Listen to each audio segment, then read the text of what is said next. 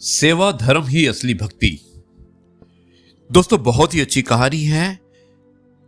आज है episode number 2100। आज एक विशेष दिवस है क्योंकि 21वां एपिसोड है। 2100 एपिसोड, एक लंबी यात्रा।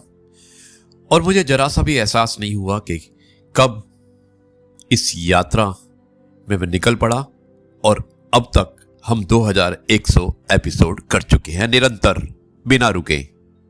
आज के इस विशेष एपिसोड को भेजने वाले हैं हमारे बहुत परम मित्र दोस्त, हमारे mentor, none other than Dhirendra Pratap Srivastava, senior advocate, Supreme Court of India. Srivastava ji, बहुत अच्छी कहानी है, मुझे उम्मीद है कि लोगों को पसंद आएगी। दोस्तों, यह है आपका अपना प्रिय डॉक्टर आदि कश्यप मुंबई शाह मानूस आपके लिए लेकर आया आपका मनपसंद प्रोग्राम पॉजिटिव कर्मा। शुरुआत करता हूं इस कहानी की कुछ इस प्रकार। एक नगर में एक अत्यंत धनवान सेठ रहता था। उसके पास कारखाने थे, बंगले थे और हर सुविधा थी, लेकिन उसके जीवन में एक चीज की भारी कमी थी और वो थी शांति, यानी कि पीस।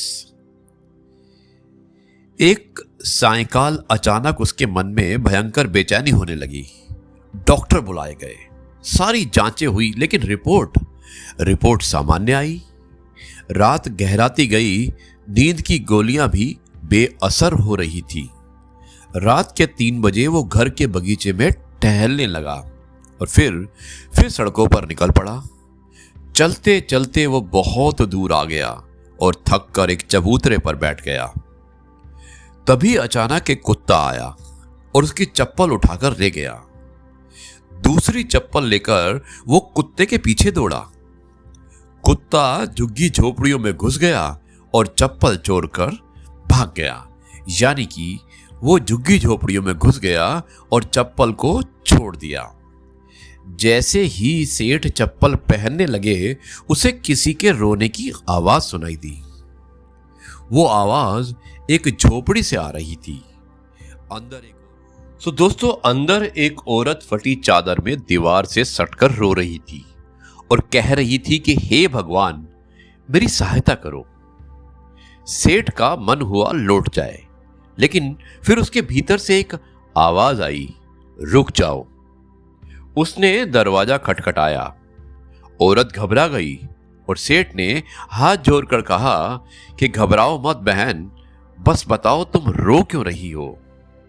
औरत ने गुदड़ी में लिपटी 7-8 साल की बच्ची की ओर इशारा किया और बोली, मेरी बच्ची बहुत बीमार है, इलाज में बहुत खर्च लगेगा।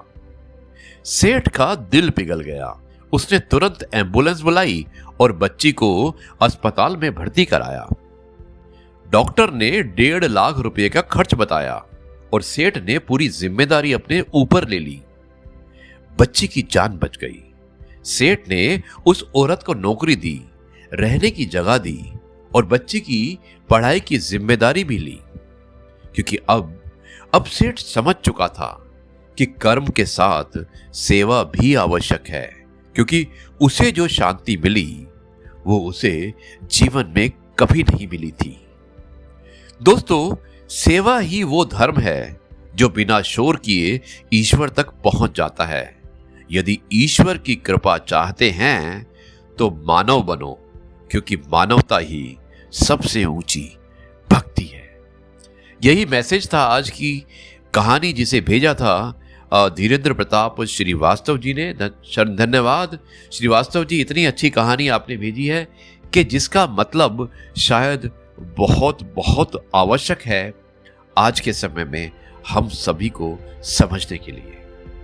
दोस्तों, अब मैं इस कार्यक्रम को यहीं पर समाप्त करता हूं और कल आपसे एक बार फिर से मुलाकात करूंगा कुछ नई बातों के साथ।